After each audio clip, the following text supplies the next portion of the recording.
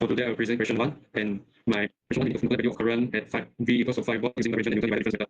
So first of all, I will find the y and x-axis, which is current, and current is y-axis, and voltage is the x-axis. Okay, so first of all, I use the Newton's divided differences method to solve. For the first divided differences, I will take y, this is the formula, y new minus y o over x new minus the previous x value. So f of x0, x1 is this value 0.75, and f of x1, x2 is equal to 0.85, and so on until I got 5 values. And for the second divided differences, we'll use the same technique to do it, which is the y over x, and I will get this f x0, x1, x2, I will get 0.025, and so on. For the third divided difference, I got 3 values is negative 0.00625, 0, and 0.00833. And for the fourth divided differences, I got these 2 values here, 1 and 2, which is 0.007825, and this value also. And the fifth divided differences, I found out that f x0, x1, x2, x3, x4, x5 is equals to this value.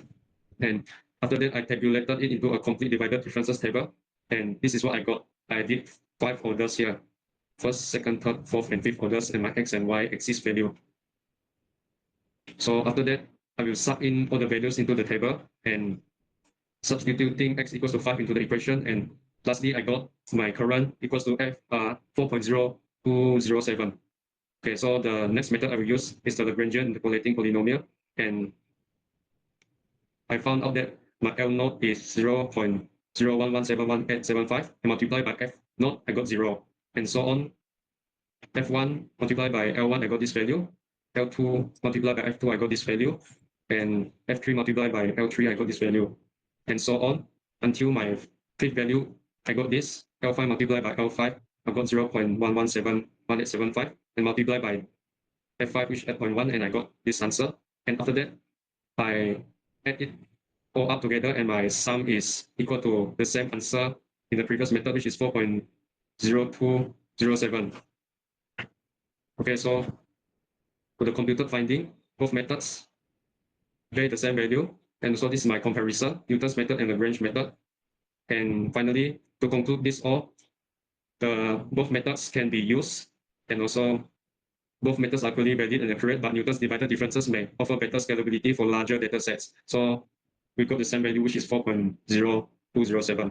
And that's all from me. Thank you very much.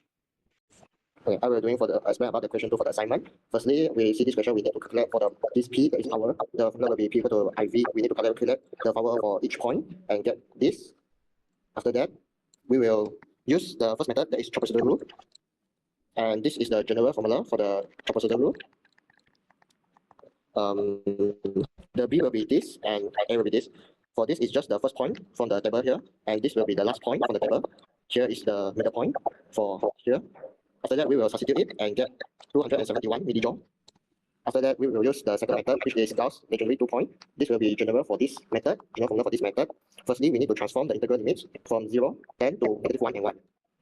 We will get this equation for the V and use the Gauss point T1 equal to -1 over square root 3 and substitute it into this equation, and we'll get 2.113 volt. And same goes to Gauss point, second point, that is T2, and we'll get 7.887. After that, we will use the linear interpolations, and this is the formula for the linear interpolations. This value we get from the question. After that, we will get this. Same goes to the V for 7.887. After that, we will substitute into these equations and get the final answers, 261.95 millijoules. Conclusion for these two methods will give the cost estimates, energy stored in capacitors, and the trapezoidal rules will give slightly higher value, and it approximates the curve with trapezoids. The Gauss legendary is more accurate for smooth curve and use fewer points, but strategically less. Gauss legendary is generally more efficient and precise. Alright, that's all from me. Okay, so today I'm going to explain question 3 of assignment 1. Question 3 actually got a bit of correction, because if it did not get a correction, the function would be a stiff function.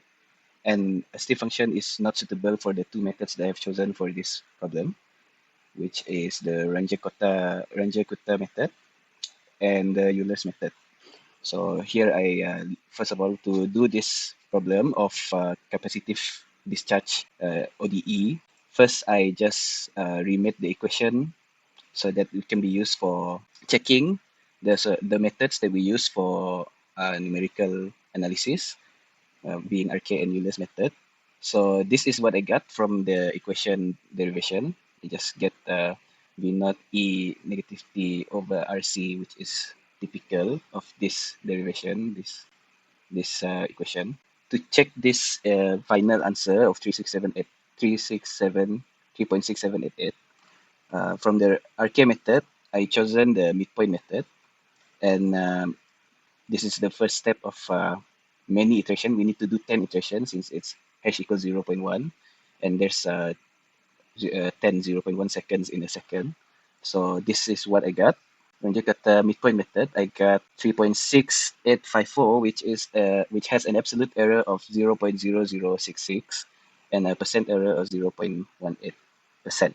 First, I got the final voltage at t equals 1 second is 3.4868, which has an absolute error of 0.192 and a percent error of 5.22. And from that difference in percent error, I conclude that RK method, particularly the second order RK method, gets us a much smaller percent error compared to Euler's method, which is much simpler in computational steps. Thank you.